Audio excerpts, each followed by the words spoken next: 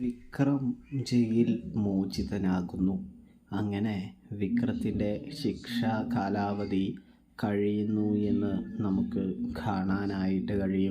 കാണാനായിട്ട് സാധിക്കും. പ്രേക്ഷകരെ, പ്രിയ കൂട്ടുകാരെ, വിക്രത്തിനാണെങ്കിൽ അപ്പോഴും വേദയെ കാണണമെന്നുള്ള അതിയായ ആഗ്രഹമുണ്ട്, അതിയായ ആശയുണ്ട് എന്ന് കാണാനായിട്ട് സാധിക്കും. പക്ഷേ വിക്രത്തെ വേദ കാണാനായിട്ട് ആഗ്രഹിക്കുന്നില്ല എന്ന് കാണാം. ജയിലിൽ കിടക്കുമ്പോഴും വിക്രത്തിൻ്റെ മനസ്സ് വേദയെ തിരയുന്നത് കാണാൻ കഴിയും. എന്നിരുന്നാലും വേദയാണെങ്കിൽ വിക്രത്തിൻ്റെ മുൻപിലേക്ക് വരുന്നില്ല.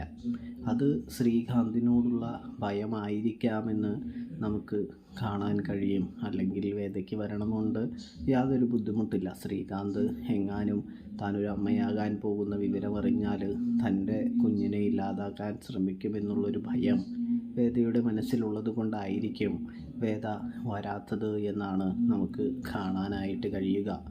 ഇവിടെ വർഷങ്ങളൊക്കെ കടന്നുപോയി വിക്രം ജയിൽ മോചിതനായി വീട്ടിലേക്ക് വരുമ്പോൾ വിക്രത്തിനെ രണ്ട് കൈയും നീട്ടി സ്വീകരിക്കുന്ന വിക്രത്തിൻ്റെ അച്ഛനെയും അമ്മയെയും കാണാം. അച്ഛനെ വിക്രം കെട്ടിപ്പിടിച്ച് പൊട്ടിക്കരയുന്നൊരു കാഴ്ച